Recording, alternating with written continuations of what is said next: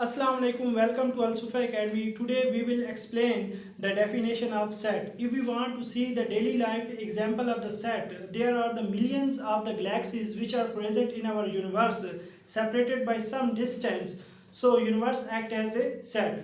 इसके अलावा आप लोगों ने अक्सर नोट किया होगा किचन में जब आप जाते हैं तो आपकी वालदा साहिबा ने जो प्लेट्स होती हैं उनको एक अलहदा साइड पे रखा हुआ होता है और कप्स को एक अलहदा साइड पे सेपरेट किया हुआ होता है और मिसालों के डब्बों को एक अलहदा जगह पे उन्होंने मैनेज किया हुआ होता है, तो वो भी हमारे पास सेट को ही रिप्रेजेंट कर रहे होते हैं। तो ये तो डेली लाइफ एग्जांपल्स हो गई। अब इसकी डेफिनेशन को लिखते हैं। The set is the collection of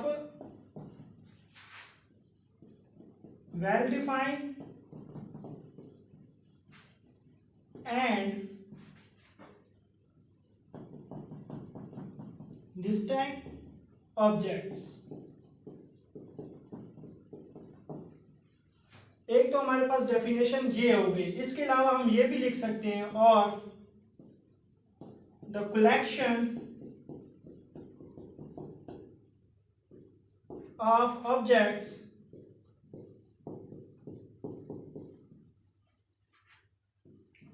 which are well defined and distant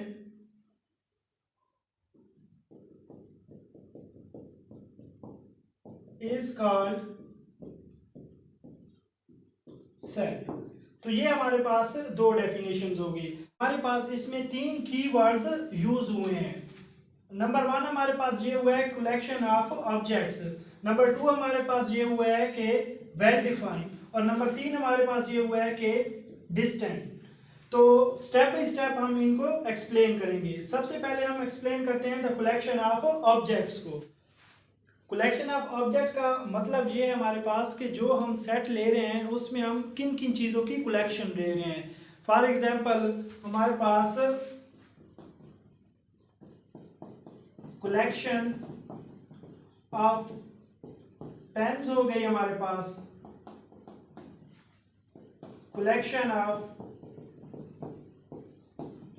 dolls हो गई हमारे पास, या हमारे पास कलेक्शन ऑफ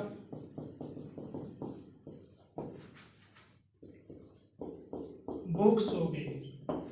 तो इसी तरीके से हम ऑब्जेक्ट्स की कलेक्शन को लेते हैं जब हम कोई भी सेट बनाते हैं। तो अगर हम ग्रुप में देखें, ग्रुप की सेंस में देखें, तो ये हमारे पास होगा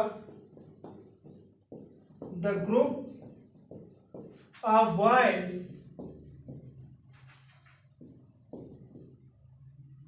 who's playing cricket।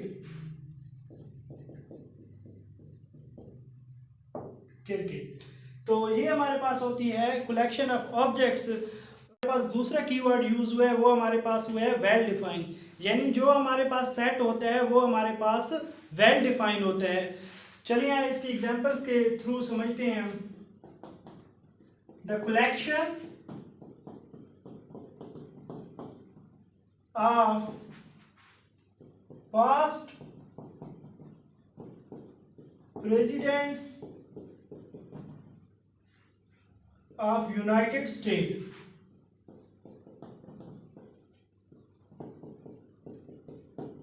अगर आप इस स्टेटमेंट को देखें तो इसमें हमें एक प्रॉपर डिफाइन किया गया है कि हमारे पास एक सेट है पास्ट प्रेसिडेंट्स का ऑफ यूनाइटेड स्टेट्स का। एग्जाम्पल नंबर 2 देखते हैं हम।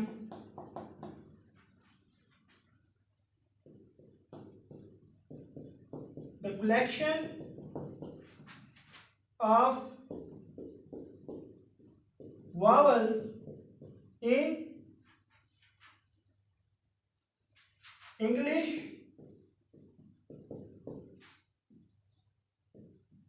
अल्फाबेट्स।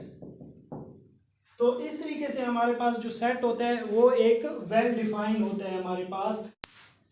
सेट की डेफिनेशन में मौजूद तीसरे कीवर्ड डिस्टेंट को एक्सप्लेन करने से पहले हम सेट की नोटेशंस को देख लेते हैं। तो सेट की नोटेशन में हमारे पास ये है कि हमेशा हम जो सेट होता है उसको कैपिटल लेटर से शो करते हैं, यानी हम लेट कर लेते हैं set A, set B, set C etcetera. उसके बाद ये हमारे पास दूसरी नोटेशन ये होती है कि किसी भी सेट को हम करली ब्रैकेट से शो करते हैं, इनको हम सेट ब्रैकेट्स भी कहते हैं, ब्रैकेट्स भी कहते हैं। इसके बाद हमारे पास आ जाता है कि सेट के अंदर जो मौजूद हमारे पास चीजें होती हैं, यानी हमारे पास हम न्यूमेरिकली ले लेते हैं तो 1 2 3 4, तो इसमें मौजूद ये तमाम नंबर्स को हम एलिमेंट्स कहते हैं, या हम इनको मेंबर भी कहते हैं।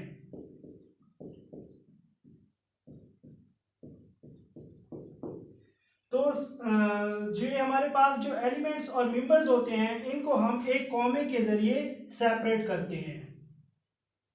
तो चलिए यहाँ एक सेट लिखते हैं। अगर हमारे पास सेट ए हो तो हम उसके इस तरीके से रिप्रेजेंट करेंगे 1 2 3 4 5 इस तरीके से। तो ये हमारे पास सेट की नोटेशन हो गई।